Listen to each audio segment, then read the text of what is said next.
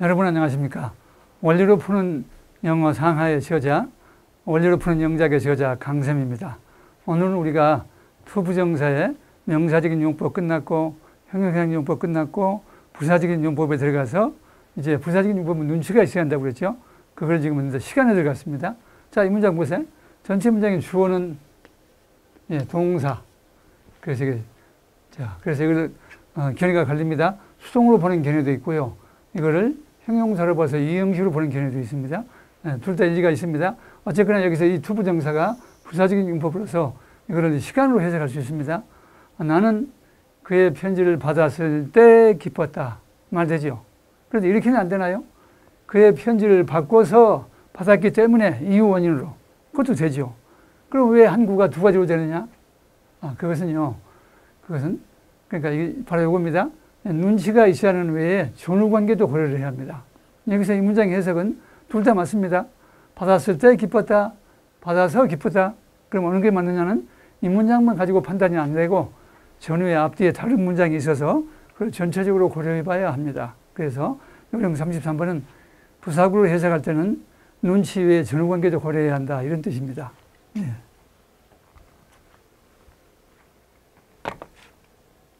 자, 그 다음에 우리 양보입니다. 자, to study hard. 주어 동사보다 앞에 나온 것인가 부사구겠죠? 예. 열심히 공부했음에도 불구하고, 비록 열심히 공부했지만, 그는 그 과정을 마칠 수가 없었다. 이런 얘기입니다. 이와 같이 우리가 지금 어때요? 결방량, 시조목, 이원 쭉 봤죠? 예. 그 전부가 부사적인 용법이라는 겁니다.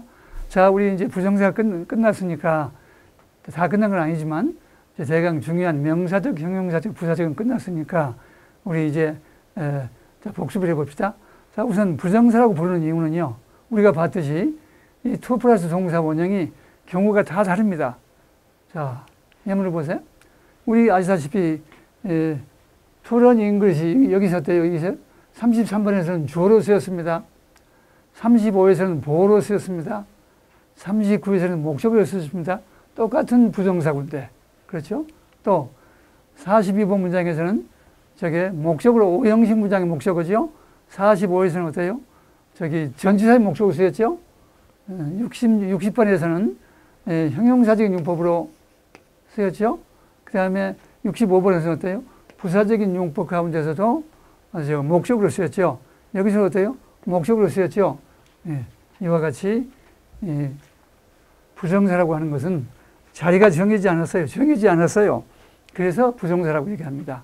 투부정사라고 하는 것은 그게 명사적인 용법인지 이 투 플러스 동사 원형 이것만 가지고는 그것이 무슨 기능을 하는지를 판단할 수가 없다. 그것이 놓여있는 위치를 보고 판단해야 한다. 이런 얘기입니다. 예. 자, 그 다음에 우리 이렇게 해서 명사적, 형용사적, 부사적을 마쳤으니까요. 이제 기능 판단을 종합적으로 해봅시다. 자, 명사적 기능은 어쨌든가요? 명사적인 기능은. 그것이 어때요? 명사가 하는 기능이 1번 공식, 명주, 보목, 접목이었죠? 그런 자리에, 즉, 명사가 하는 기능은 주, 보, 목, 전목. 이런 자리에 놓여 있으면 그게 바로 명사적인 용법이죠. 그래서 해석은 어떻게 해요? 걷기로 해석을 했죠? 걷기로. 형용사적은 어때요? 형용사적 용법은 보호 자리에 놓여 있는 것이 되는데, 보호자리에 있는 경우는 상당히 드뭅니다. 보통은 걷기를 붙여서 말하자면 명사이라고 그랬죠. 예, 이론상은 보호자리에 있는 투부정사가 있을 수가 있습니다. 예, 그 다음에 어때요? 이제 명사를 수식하는 경우는 어떤가요? 특징이 장미공식에 의해서 바로 앞에 수식을 받을 명사가 있다. 그것이 투부정사의 형용사적 용법이 명사 수식할 때의 특징이죠. 그때는 해석이 어떻게 된다고? 해석이 니은, 니을, 으로 해석이 된다. 부사적인 용법은 어때요? 우리 알다시피 굉장히 사용했죠. 결방량, 시조목, 이원. 그리고 부사적인 용법은 뭐가 있어야 한다? 눈치가 있어야 한다. 이렇게 해서 부사적인 용법을 저희가 하는 방법으로 공부하면 어떤 용법이든지 간에 판단할 수 있습니다. 자, 우리 그 다음에 이제 부정사의 그 각 기능을 알았으니까 이제 시제를 봅시다. 시제는요, 크게 단순 부정사와 완료 부정사가 있습니다. 단순이라는 것은요, 글자 그대로 부정사의 이 투부정사의 시제가 본문의 시제하고 같다는 겁니다. 자, 본문의 시제는 s가 붙어서 3인칭 단수 현재지요. 그러니까 어때요?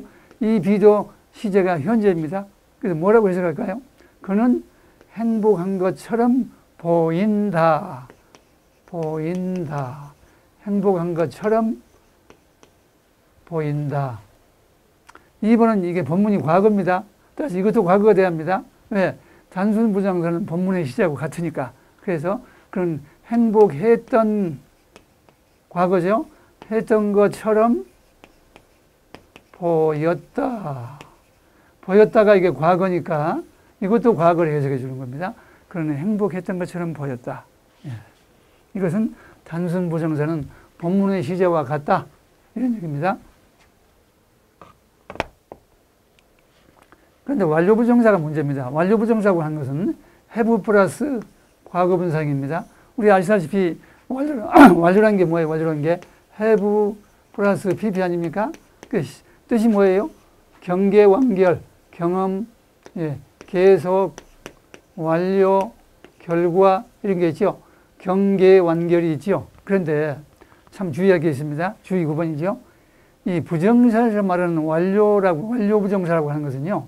보통 시제에서 말하는 경험, 계속, 완료, 결과 이런 거하고 관계가 없어요.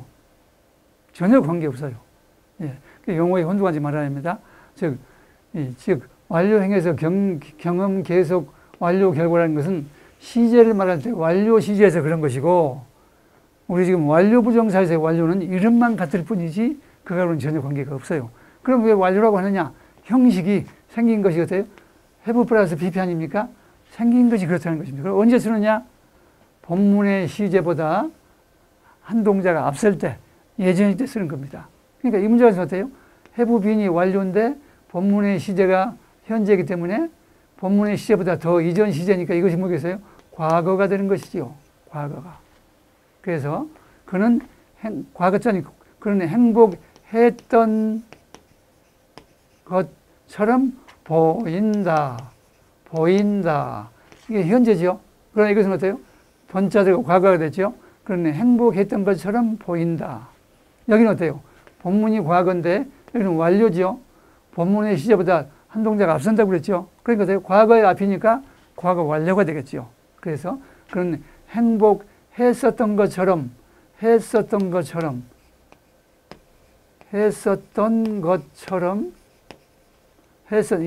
어쩌가 더 들어갔죠? 보인다가 아니라 보였다.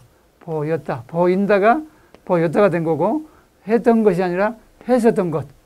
이와 같이 완료부정사라고 하는 것은 본문의 시제보다 과거 쪽으로 시제가 앞선다는 겁니다. 그래서 이름만 완료, 비슷하게 생겨서 완료라고 했을 뿐이지 그것은 우리가 보통 시제에서 말하는 완료하고는 전혀 관계없다. 전혀 관계없다. 자, 의미상의 주어. 의미상의 주어라는 것은 자, 오형식 문장에서 어때요? 목적어가 의미상의 주어입니다. 우리 이 문장 옛날에 배웠죠? I want you to learn English by familiar English 이런 문장이 있습니다. 자, 그럼 어때요? 이 문장은 이게 주어, 동사, 목적어, to 이하가 목적 보호입니다. 그런데 이때 to learn 영어를 배우는 사람의 행위자는 누구예요? 본문의 주어인가요? 목적어인 you인가요? 목적어죠. 그렇습니다. 그래서 어때요? 기억나시나요? 요령 22번에서 기억나시나요? 오형식 문장의 목적 보호에 부정사나 준동사가 올 때는 목적으로 뭐처럼 해석한다? 반드시 주어처럼 해석해야 한다. 기억나시죠? 원래 오형식 문장의 목적어는 목적으로 주어처럼 해서 좋은 경우가 8, 90%였는데 그건 100%가 아니었습니다. 그러나 목적 보호에 to 부정사가 올 때는 to가 있든 없든 간에 오형식의 목적을 어떻게 해석한다? 어떻게? 그 오형식의 목적어를 주어처럼 얻는 이가를 붙여서 해석을 해야 한다. 그 이유가 바로 이겁니다. 왜요? 목적 보호에 to 부정사가 올 때 그 행위자, 그 to learn의 행위자는 부정사의 행위자는 주어가 아니라 바로 목적이기 때문에 그렇다는 겁니다. 이해가셨죠? 예. 그래서 그런 이유가 있는 것입니다. 그래서 오형식 문장의 목적 보호에 부정사가 올 때는 목적어가 의미상의 주어죠. 예. 그래서 항상 주어처럼 해석해야 하고. 그런데요. 자, 우리 이 문장에서 이거 없이 이것만 봐보세요. It is easy to learn English by familiar English. 자, 그럼 이 문장에서 이틀은 가주어죠. 우리 옛날에 했던 문장이죠. 영어를 배우는 것은 쉽다. 공식 영어에 의하여 영어를 배우는 것은 쉽다. 이런 문장인데 이때요. 이 본문의 주어는 이시지만 이 배우다. 배우는 것의 행위자는 누구예요? 누가 배운다는 겁니까? 이 문장만 가지고 알 수 없어요. 안 나와 있어요. 그런데 이 경우에 지금까지 우리가 본 모든 문장은 의미상의 주어가 없는 문장이었습니다. 부정사가. 그런데 이때 어때요? 의미상의 주어에 그 투부정사에 의미상의 주어를 넣을 필요가 있는 경우가 있어요. 즉 부정사에 의미상의 주어를 넣을 필요가 있는데 그때는요. 바로 이처럼 포라는 전치사에다가 목적격의 전치사니까 목적격 쓰겠죠. 이렇게 해서 이걸 갖다가 어디다 붙여요? 반드시 부정사 구에 시작하기 앞에다 붙여야 합니다.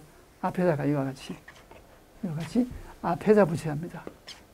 그래서 자, for 플러스 목적격을 말하는 것은 결국은 투부정사의 의미상의 주어를 말하는 것입니다. 자, 그래서 자, 다시 한번 반복하면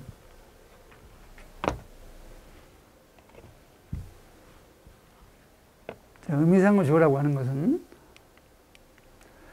오형식 문장에서는 목적 보호의 부정사가 올 때 그 목적어가 의미상의 주어인 것이고 그 외에 오형식 문장의 목적 보호의 부정사가 아닌 기타 모든 부정사의 경우에는 거기에 의미상의 주어를 넣기 위해서는 투부정사 앞에다가 포미라고 즉 포 플러스 목적격을 넣어서 포미를 넣어줘야 한다. 이런 뜻입니다.